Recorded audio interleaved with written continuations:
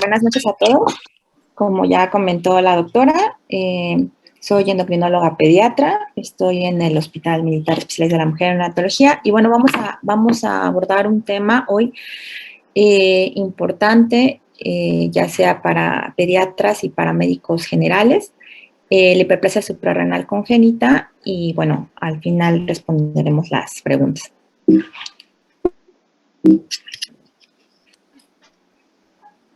Perdón. Entonces, voy a hablar brevemente de unos datos históricos sobre la glándula suprarrenal.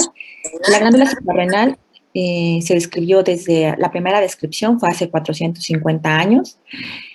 En 1855, Thomas Edison hizo la primera descripción funcional, describió los hallazgos clínicos en 11 autopsias realizadas describió la glándula suprarrenal. En 1856, Sequard demostró el papel esencial de esta, realizó adrenalectomías en perros y gatos. En 1865 se describió el primer reporte de un masculino con apariencia de mujer, que es el primer reporte histórico de una hiperplasia suprarrenal. En 1896, William Osler administró extracto adrenal a un paciente con Addison. Y en 1937, bueno, se aislaron las hormonas por primera vez. Voy a hablar brevemente de embriología. Entonces, el origen embriológico de la corteza adrenal es el mesodermo intermedio y estas células derivan pues de urogenital. Entonces, la corteza suprarrenal comparte origen embriológico con las gónadas y con riñón. En cuanto a la histología de las glándulas suprarrenales, bueno, recordar brevemente que tenemos la cápsula, corteza y médula. Entonces, en la corteza tenemos las zonas reticular, fasciculada y glomerulosa. Y dependiendo de esta zona, pues tenemos la producción de diferentes, de los mineralocorticoides, como la aldosterona, en la zona fasciculada glucocorticoides, que es el cortisol, y en la zona reticular los andrógenos suprarrenales, ¿vale?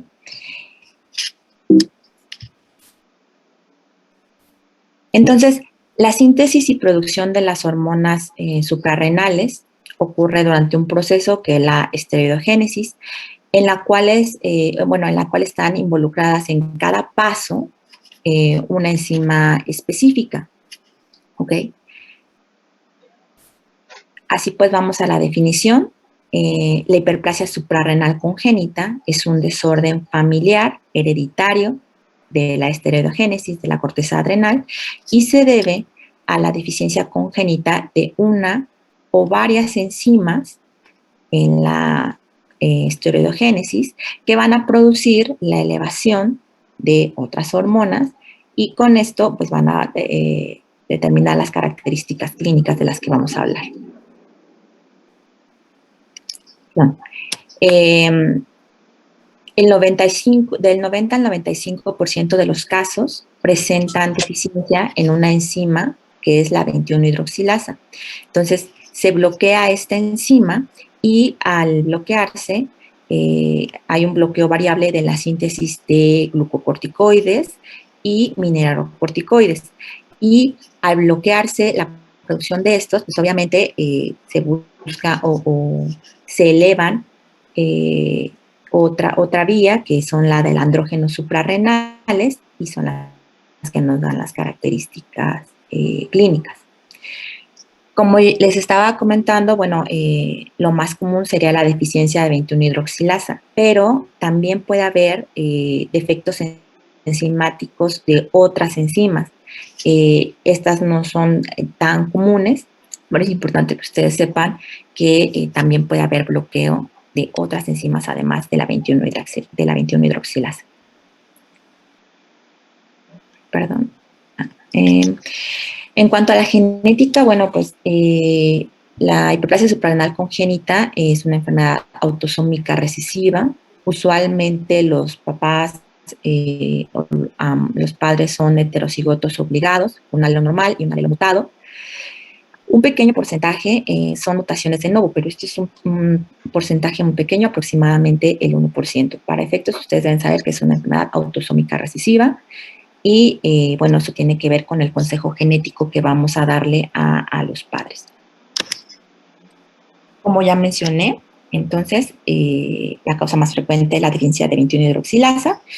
Y entonces, retomando esto, si tenemos una deficiencia a este nivel enzimático, esta 21-hidroxilasa es la responsable de transformar, es responsable de la transformación de la 17-hidroxiprogesterona a 11-desoxicortisol, que al final de cuentas va a terminar, o la vía que termina es en cortisol. Entonces, es importante que entiendan esta vía porque si tenemos un defecto a este nivel, lo que nosotros esperaríamos es que se eleve la hormona anterior a esta vía. Por eso lo que medimos en el tamiz metabólico y en los estudios que tomamos de detección, lo que medimos es esta hormona, que es la 17-alfa-hidroxiprogesterona, porque esta es la que se va a elevar, porque está arriba de este defecto enzimático, que es el más común. En cuanto a este, que es la deficiencia de 21-hidroxilasa, y que quedamos que es la más común, hasta el 90-95% de los casos, tenemos la variedad clásica y la variedad no clásica. ¿Okay? Es muchísimo más frecuente la variedad no clásica y varían las características clínicas y la forma de presentación. Vamos a hablar primero de la variedad clásica, que es la forma más severa. La no clásica la abordaremos posteriormente. Entonces, en la clásica vamos a ver la variedad virilizante simple, es la causa más común de genitales ambiguos y las características clínicas que vamos a encontrar pues son clitoromegalia, ¿ok? Fusión parcial o total de pliegues labioescrotales con aparición de uretra peniana o puede haber un seno urogenital único. Hay hiperpigmentación de pliegues y de genitales, hiperpigmentación de areolas.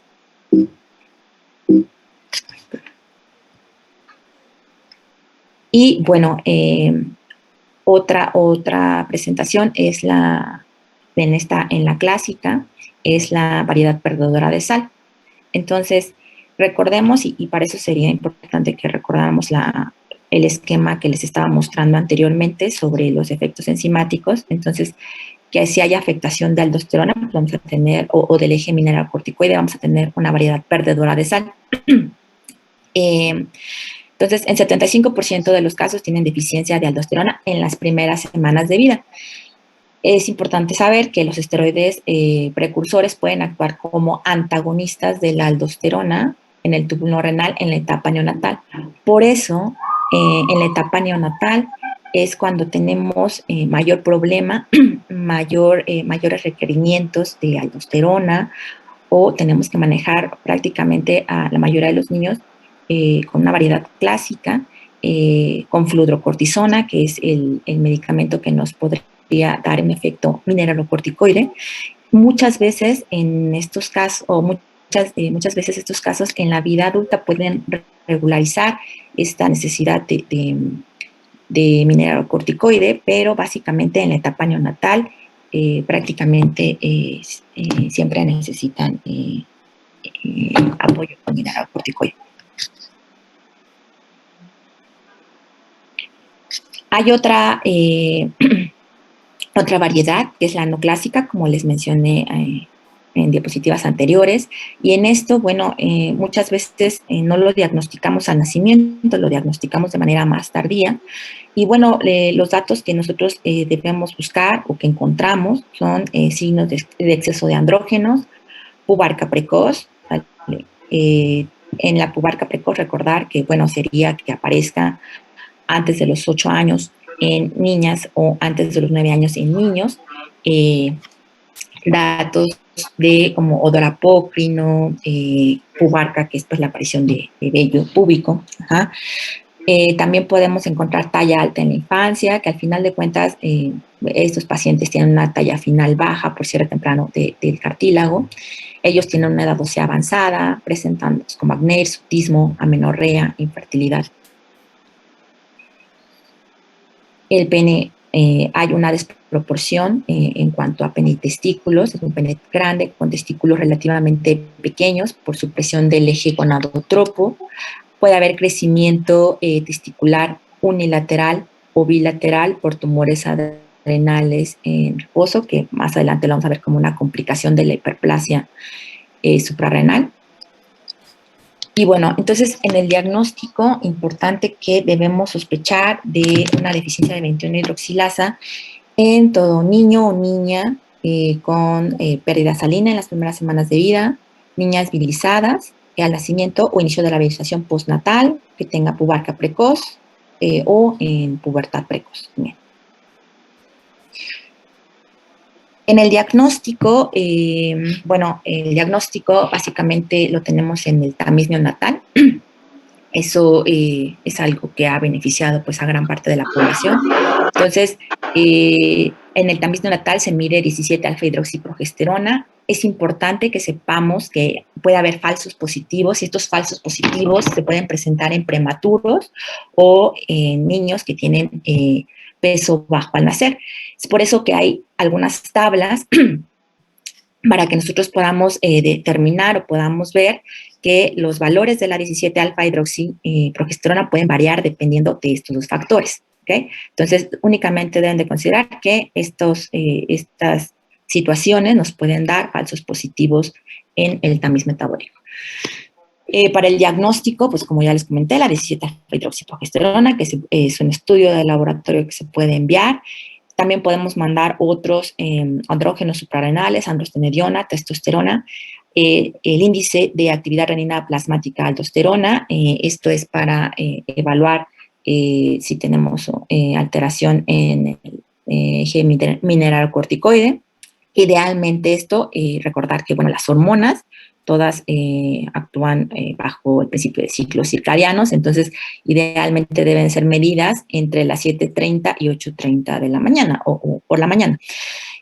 Cuando no tenemos claro el diagnóstico o principalmente en los ejes, perdón, en las situaciones en que tenemos una sospecha o una sospecha de una variedad no clásica, podemos hacer otro test, que es un test de ACTH, que bueno, ya es una prueba dinámica y donde se aplica cocitropin, que es ACTH, y dependiendo de los valores podemos determinar si se trata de una persona con hiperplasia suprarrenal no clásica.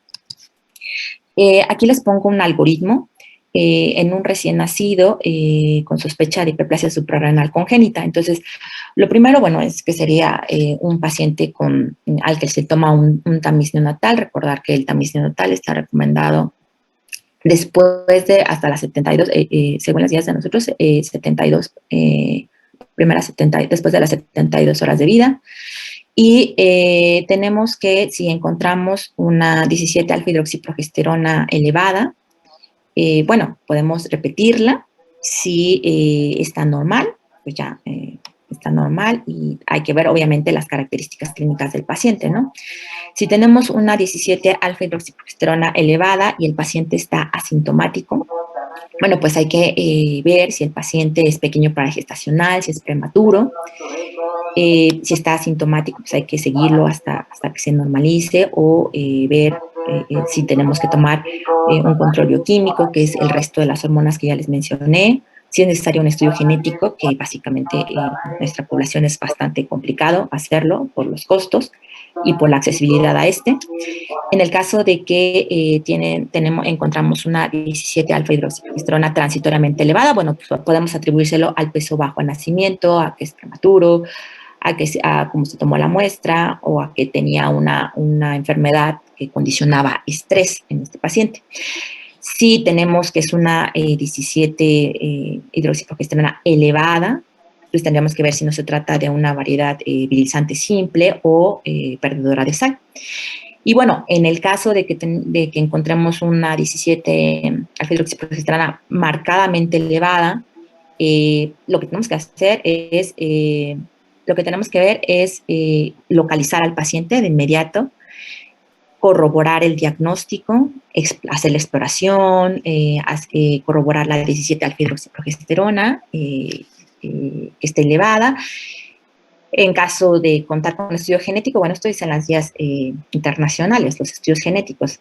Básicamente aquí no es muy, en México no lo hacemos de manera tan frecuente, pero bueno, les hablo de cómo dicen las guías internacionales. Entonces, corroboramos que está elevada, vemos si tiene hipercalemia, hiponatremia, y bueno, ya ahí tendríamos un defecto en D21 hidroxilada con perdedora de sal, y bueno, ahí hay que iniciar tratamiento.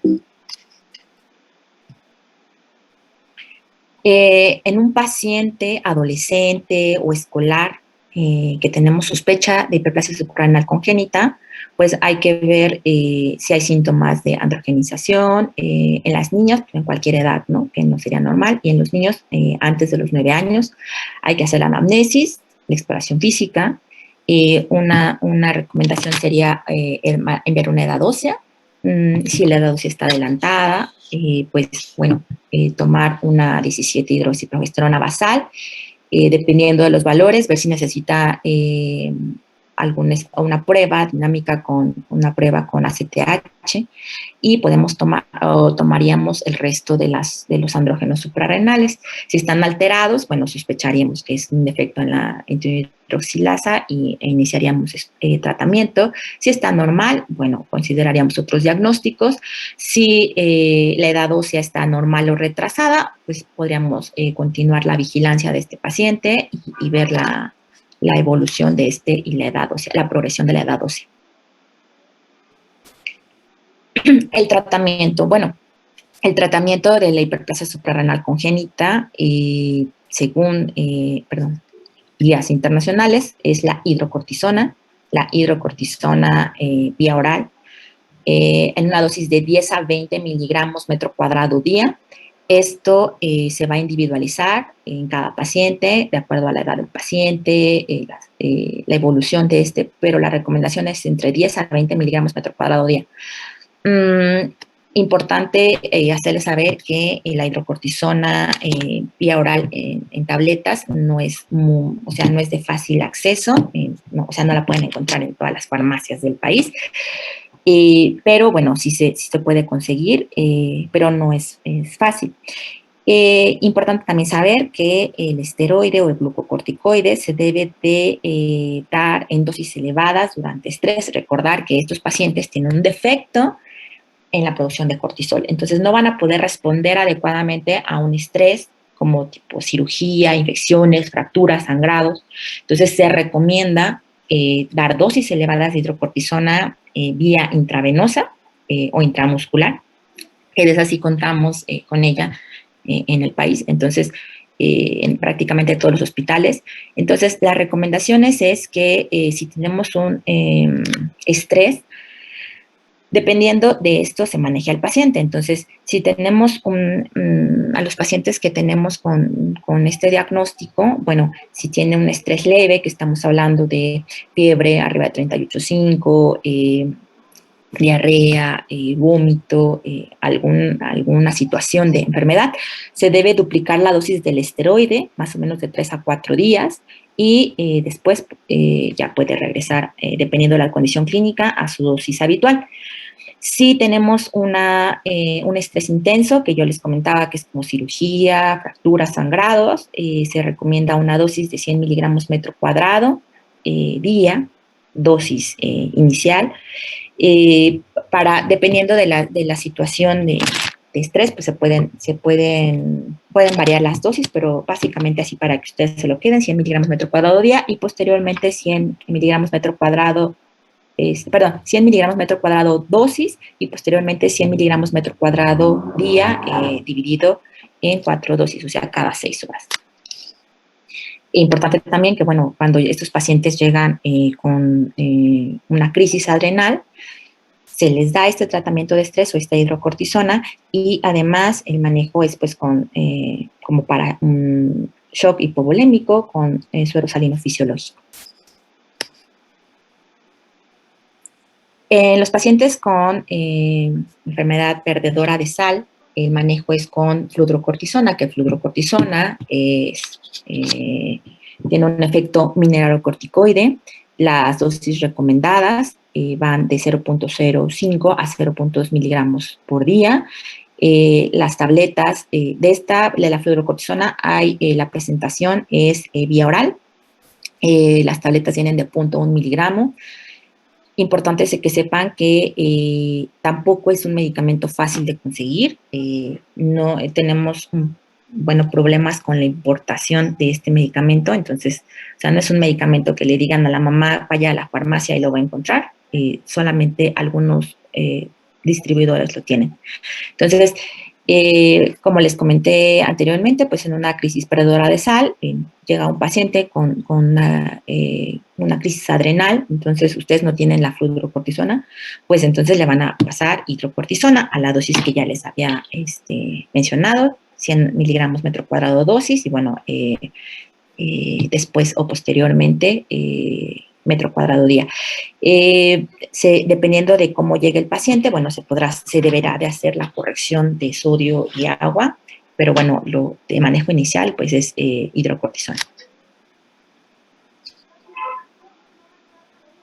El tratamiento quirúrgico, tenemos pacientes femeninos que han nacido muy virilizadas, entonces la corrección quirúrgica de los genitales femeninos está no está bien determinada, la fecha exacta, pero es importante hacer el tratamiento porque el futuro reproductivo depende del inicio temprano y la adherencia al tratamiento. Si no tenemos una paciente con tratamiento médico adecuado, pues la virilización va a continuar y aunque tenga un tratamiento de corrección quirúrgica, seguramente va a continuar con esta virilización. Entonces, importante que tengamos un buen apego a tratamiento médico y que la corrección quirúrgica, pues que se haga en un centro especializado. Se recomienda la reconstrucción del área genital en pacientes que están severamente virilizados con un Prader 3. El Prader se refiere al grado de virilización, es una escala para manejar para abordar el grado de virilización.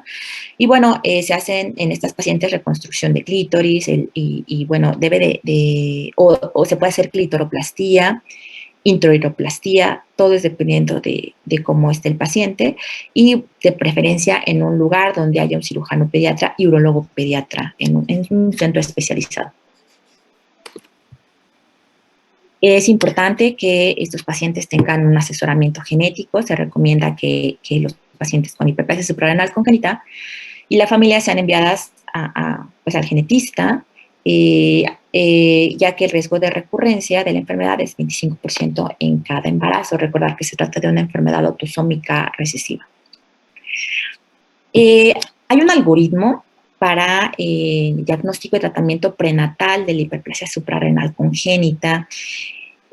Básicamente, lo que de manera inicial les tengo que decir que esto se recomienda, o las últimas guías lo que recomiendan es de que este tipo de diagnóstico y tratamiento prenatal se realice en hospitales o instituciones con todo un equipo ya formado y con experiencia en realizarlo.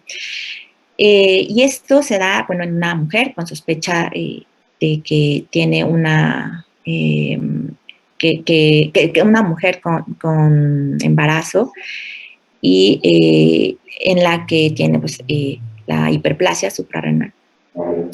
En esta paciente tendríamos que hacer un estudio de ADN fetal en sangre materna para determinación del sexo fetal. Se recomienda que este estudio sea temprano. Se recomienda que se inicie tratamiento desde la semana 9 de gestación y que si ya tienen el sexo fetal, si el sexo es XX, que inician tratamiento. El tratamiento es con dexametasona, entre la séptima y octava semana, máximo novena semana de gestación. Si el sexo es XY, pues no se da tratamiento. Recordar que este tratamiento es para tratar de disminuir la virilización en el paciente al nacimiento. A la semana 10 o 12 se puede hacer punción de vellosidades coriales y a la semana 12 a 14 amniocentesis. Y bueno, esto es para ver el sexo fetal, el cariotipo, y idealmente se debería de hacer un estudio genético para determinar si tiene pues presencia de enfermedad. Entonces, si es varón, se suspende el tratamiento. Si es mujer, dependiendo del tipo de mutación. Y bueno, recordar entonces que esto es para pacientes que es una mujer con riesgo de forma clásica y con sospecha de embarazo. Vamos a ver las complicaciones a largo plazo que tenemos o que encontramos en estos pacientes. Entonces, recordar que pues, en estos pacientes vamos a tener factores que afectarán el crecimiento, como este hiperandrogenismo, que a veces por no estar suficientemente frenada la función suprarrenal o que no están suficientemente controlados, pues van a afectar el crecimiento. Obviamente también tenemos o podemos tener hipercortisolismo secundario al tratamiento. Estos pacientes se tratan con esteroides, como ya les comento, hidrocortisona, y en México, que no tenemos hidrocortisona vía oral para todos los pacientes, se tratan muchas veces con prednisona o la mayoría de las veces con prednisona y con prednisolona. Entonces, esto me va a afectar la talla. La talla final reportada en estos pacientes en diferentes trabajos se sitúa entre una o dos divisiones estándar por debajo de la media poblacional e inferior a la talla blanco familiar. Otra complicación a largo plazo, pues son las complicaciones metabólicas. Igual tenemos que son pacientes que están con uso crónico de esteroide, entonces son pacientes que tienen mayor tendencia a la obesidad, hipertensión, resistencia a la insulina, intolerancia a los hidratos de carbono, básicamente. Además, tenemos riesgo de osteoporosis por el tratamiento crónico con glucocorticoides. Y bueno, también ya que el hipogonadismo por frenación del eje hipotálamo hipófisis con el tratamiento, los trastornos menstruales y los ciclos anovulatorios me van a condicionar déficit relativo de estrógenos y esto va a actuar de manera negativa sobre la ganancia de la masa ósea, condicionando pues osteoporosis final. Y bueno, también en la fertilidad, y recordar que el aumento de los niveles de andrógenos en los pacientes no tratados o que están mal controlados puede alterar el inicio de la pubertad o la progresión de esta y al final condicionar una disminución de la fertilidad. También podemos observar en varones con hiperplasia suprarrenal, algo que se llama, algo que nosotros identificamos como restos adrenales o tumores adrenales, y esto es porque el aumento de ACTH, va a condicionar hiperplasia de los tejidos sensibles, como las glándulas suprarrenales y las zonas con restos ectópicos de células adrenales, que serían testículos y ovarios. Entonces, podemos encontrar estos restos adrenales o tumores adrenales y pues para esto se recomienda la vigilancia periódica o con ultrasonido. Y eso sería todo.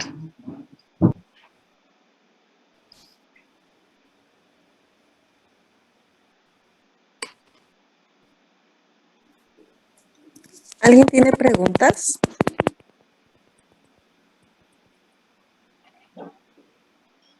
¿Todo les quedó claro? Es algo, espero que más o menos se haya quedado claro. No es algo tan común, pero la realidad es que sí, de las enfermedades autosómicas recesivas, seguramente sí les va a tocar ver en algún punto durante su internado o en algún punto de su vida médica, sí se van a topar con alguno. definitivamente se van a topar con una variedad no clásica y que eso es mucho más común. Y muchas veces aquí lo que tenemos que hacer pues, es sospecharla y referirla.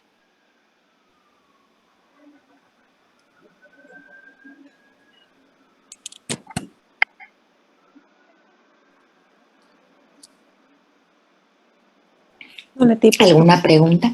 no tienen preguntas, creo que les quedó todo muy claro. Sí, pues muchas gracias, Leti, por tu presentación, por la plática. Esperemos que les sea de utilidad a nuestros compañeros dentro de su internado o dentro de su formación o ya cuando ellos sean médicos, pasantes o los que ya son internos, que les sea de provecho. ¿Sale? Bueno, muchas gracias, Leti.